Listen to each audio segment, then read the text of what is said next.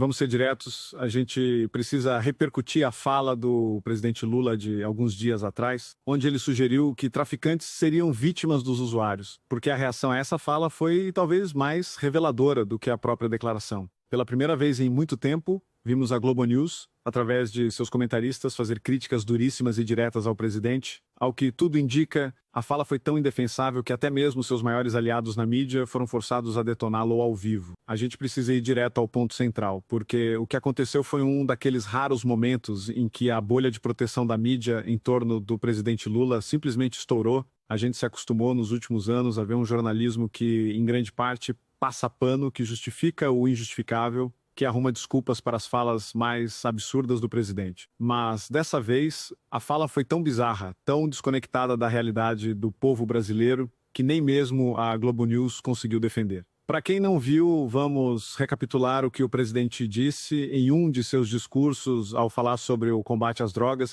Ele soltou a seguinte pérola: os usuários são responsáveis pelos traficantes, que são, vítimas dos usuários também. Eu quero que você pare e pense na profundidade do absurdo que está contido nessa frase. Ele não apenas culpou os dependentes químicos, que muitas vezes são pessoas doentes precisando de ajuda, mas o mais grave, ele colocou o traficante, o criminoso, o homem que destrói famílias e aterroriza comunidades na posição de vítima. É uma inversão de valores tão completa, tão chocante, que a reação foi imediata e veio de todos os lados. A oposição, claro, reagiu com força. O deputado Nicolas Ferreira ironizou dizendo que, nessa lógica, o ladrão é vítima do cofre, o corrupto é vítima do dinheiro na cueca e o PT é vítima do próprio governo. O senador Ciro Nogueira também foi duro, dizendo que daqui a pouco o Lula vai dizer que o estuprador é vítima da violentada. São ironias que expõem o ridículo da afirmação do presidente. Mas o que realmente chamou a atenção, o que fez esse episódio ser tão diferente, foi a reação da própria Globo News. O canal que a gente sabe que tem uma linha editorial majoritariamente favorável ao governo,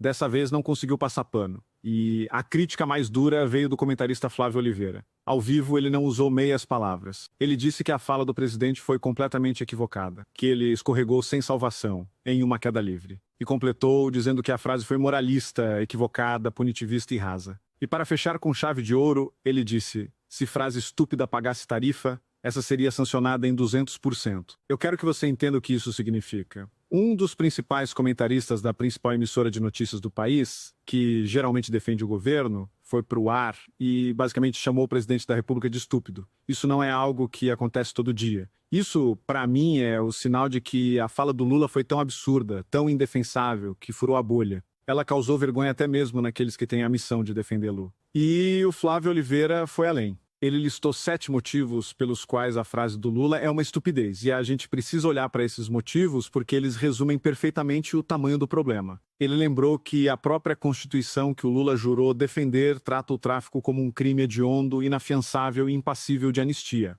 Ele lembrou da dor das famílias, especialmente as mais pobres, que são as maiores vítimas do tráfico e que veem seus filhos serem seduzidos ou destruídos por ele. Ele lembrou que o Estado brasileiro já não tem domínio sobre 25% do seu território, que está nas mãos de facções e milícias, e que a fala do Lula, ao vitimizar o traficante, dá razão a esse Estado paralelo. Ele apontou a estupidez eleitoral da frase, já que a segurança pública é a principal preocupação do brasileiro, e mostrou como a fala vai na contramão até mesmo do próprio governo, que tinha acabado de anunciar um projeto para endurecer as penas contra os chefes de facção. É um governo que não fala a mesma língua, é uma bagunça completa. O que essa reação da Globo News nos mostra é que existe um limite, mesmo para a paciência dos aliados. E o Lula, com essa fala, parece ter cruzado esse limite. Ele expôs, de forma muito clara, a visão de mundo distorcida, que parece guiar uma parte da esquerda, uma visão que romantiza o crime, que inverte os papéis de vítima e de agressor, e que está completamente desconectada do sentimento do brasileiro comum,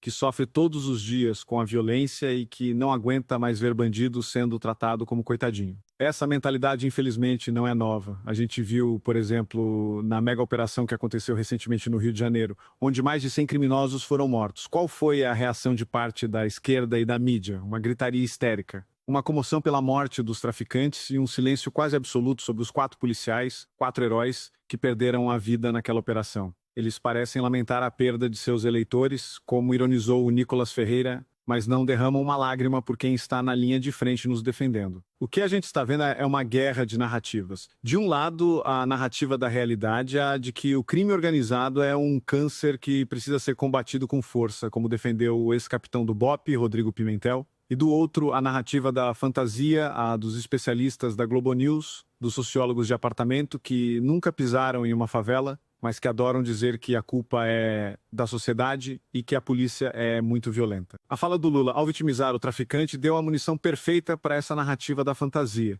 mas ela foi tão exagerada, tão fora da curva, que acabou gerando uma reação até mesmo dentro da bolha deles. E é por isso que esse episódio é tão importante. Ele é a prova de que a realidade, por mais que eles tentem distorcer, lá uma hora se impõe. E a equipe do Lula, claro, percebeu o tamanho do estrago e já correu para tentar consertar. O jornalista Valdo Cruz, também da Globo News, disse que a equipe do presidente estava tentando explicar que o que ele quis dizer é que se as pessoas não consumissem, não existiriam traficantes. É a velha tática do controle de danos de tentar colocar palavras na boca do presidente. Mas não adianta. A frase foi dita. E ela revelou o que ele realmente pensa. O que a gente precisa entender é que essa não foi apenas uma frase infeliz. Ela é o sintoma de um problema muito maior. De um governo que, ao que tudo indica, não tem um plano sério para a segurança pública. Um governo que, em vez de enfrentar o problema de frente, prefere se esconder atrás de desculpas ideológicas e de uma inversão de valores que só serve para fortalecer o crime. A gente só pode torcer para que a repercussão negativa desse episódio, a bronca que ele levou até mesmo de seus aliados na mídia, sirva como um choque de realidade. Que ele entenda que o povo brasileiro não é bobo,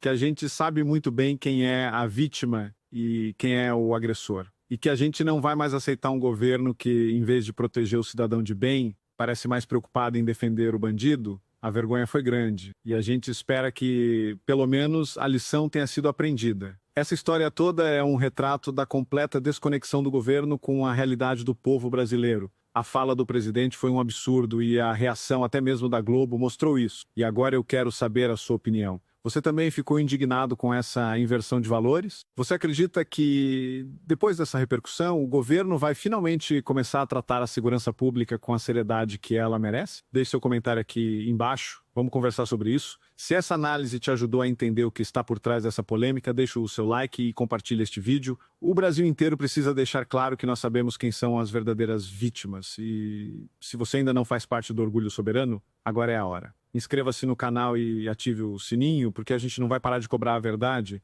Um abraço e até o próximo vídeo.